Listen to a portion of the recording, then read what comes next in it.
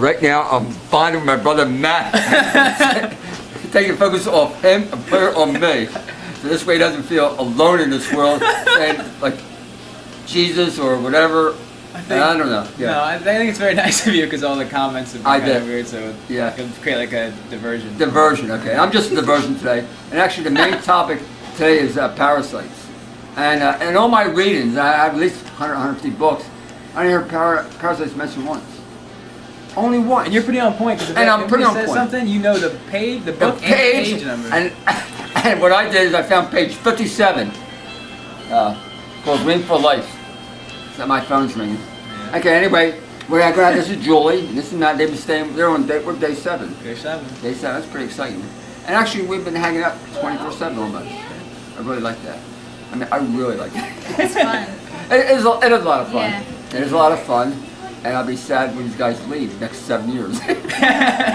Anyway, page 57 talks about parasites. It's the only thing I remember, parasites. Okay. Okay. This is by called Green for Life by Victoria Buchenko. Okay. This is talking about stomach acid and its function. So it says here, stomach acid is supposed to destroy all harmful microorganisms, pathogenic bacteria, parasites. And parasites. That's the only answer I can get. Okay. Therefore, if stomach acid is insufficient, there is no barrier against the parasites. Okay, and just to read a little bit further, because one of the signs of low stomach acidity is what? Okay. If stomach acid is low, incompletely digested protein fragments get absorbed into the bloodstream, which causes allergies and immune disorders. Okay, and one of the signs is gray hair. Really? Yeah, if you get older, you get gray hair. Michael, okay. There's a lot of those theories, though. A lot of theory out there, and everyone's right. Yeah. I've just anyway, that it's your show. You want to talk about parasites? Okay. Well, okay. So basically, what this is saying is that if you have a properly balanced stomach acid. By the way, that's our great guru. I mean, this dog knows everything. When you have a question, parasites. See what he says. He got it. Perfect answer. She shakes his head. She did She have had parasites. Yeah, and how did you change? We didn't do anything. We just fed her and took care of her. Because that's the thing. Okay, listen. What this is saying is that if your chemistry is correct, the parasites can't have a home, right? That's right. So what's going on here is that there's this whole thing about parasites. It's a fear. There's all this fear about parasites. There's a lot of fear out there. And people are going. And there's no answers, by the way. Well, there's supposedly answers. You're right, and Google's full of them. So people go online and they start searching these things. Right. And there's a million different treatments, but all the treatments sort of put out more fears to bolster their treatment. That's why I like this book here. Well, that just basically talks about how a lot of the treatments. Dr. Sam. Might wrote have a nice paragraph about that, guys. Might have apparent effect. You want to read it or not? Okay. What? No, I'm not gonna read it. Okay. But we're our own authority now. Yeah, you're an authority. But sorry, Dr. Sam. But great book. Great book. No, I'm not saying it's not a great book. It is a great book. Okay. But the whole parasite thing, and like I want to talk about one specific issue because we can't really cover the whole thing in one video, but. People that call you, there's somebody called you and they said that they had parasite issues, they couldn't get rid of them, they tried everything. That's right. Now people will tell you these things and they come to you and they say I have all these issues and I've been raw for 5 years and nothing. Right. But what is that? You don't know what that means. That's why I have this big issue with the rhetoric of raw. You're right. You're so you don't know what they were doing. You don't know. And somebody says like, well, I've tried everything and I'm a raw fetus for 5 years. So they say I must have to do colonics. I must have to go to some sort of a herbal treatment. I must have to do some whatever the gimmicky kind of thing is to get somebody in there. Which the basic assumption is this herbal remedy knows where to go and what to do. Right. You got 90,000 miles of borders. How does it know where to go? We don't have the capacity. We don't have the capacity. With our with the way that most people are, the mind is too limited to understand the function of our body in the context of nature. You look wonderful. Okay. But it's gonna be hard to keep my track going here with you. But we are under the assumption, it's just like when we started off with diet because we want to be living more naturally. Right. We're under the assumption that the body is the only thing that can heal. Right. Food can't go in you and heal anything. It's just a matter of reducing the load on your body so your body can regulate.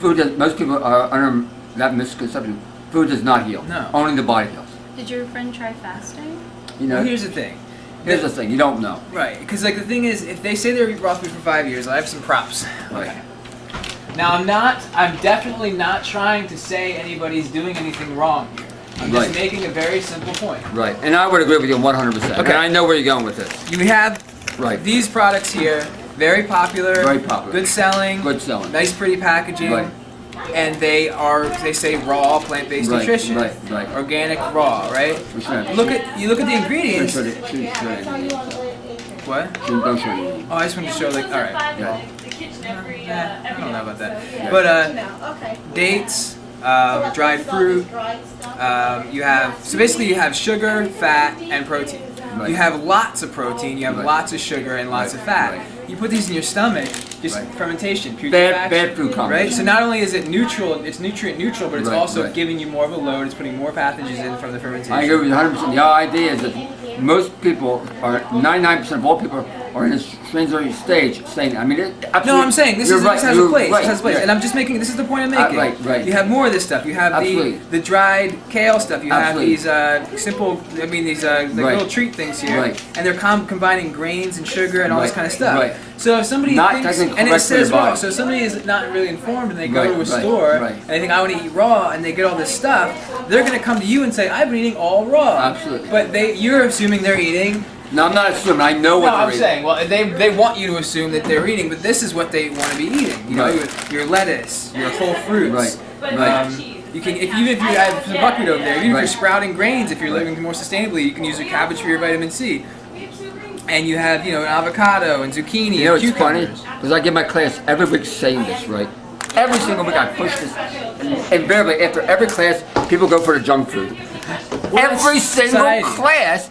I talk about fruits, I talk about vegetables. After I get all this food, in my store that's good and better than anything else out there, but it's not healthy. Right. Now here's another example I just want to give. This is reinforced. You're saying something, but look at what's reinforced here. And I want to remind you, we're trying to start a new sort of paradigm or industry by using raw food as a way to heal people and heal society.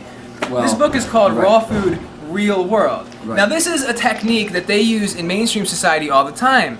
They take the affluent part of society, the very small upper crust, and they classify it as something to be like the real world. It's like what they do with sitcoms, it's what they do in movies. They make it seem so normal for the upper middle class to be like the normal average person.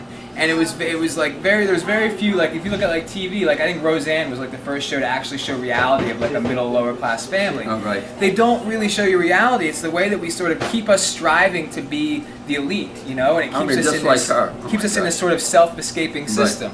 So that's like, this is something that Raw Food World's doing. Now, another one, Raw Foods for Busy People. This is just enabling a lifestyle of too much stuff, of too much distraction. And we're playing to that because we're a market, so we're trying to enable that. Now here's one that's called Living Foods Lifestyle. And the reason I take issue with this is because you're kind of basing an entire lifestyle on the diet. And I've talked about that many times. There's so much more to it. There's a page I have in here. It says, eat raw and living foods and bring peace to the planet. So it basically, again, now connecting this with all the products we just saw, people think, okay, well, I'll just be a raw foodist. And then they satisfy their urge to be ecologically sensitive by buying raw foods, when the raw foods they're buying are supporting the same industrial system, the same pollution, and the same misdirection. The only problem, I agree with you 100%. The only problem is the average person not ready for this. Well, it's a journey. It's a long journey. That's fine, but it took you. How many years it took you to It took me a while, but it took me about 2 years, and I've been going for about 6 or 7. But the thing is, I just want to show people that just because you have an issue come up and you think that you should not have it because you're raw, you have to go a step further. That's Bye. Day 7 with Matt. Bye.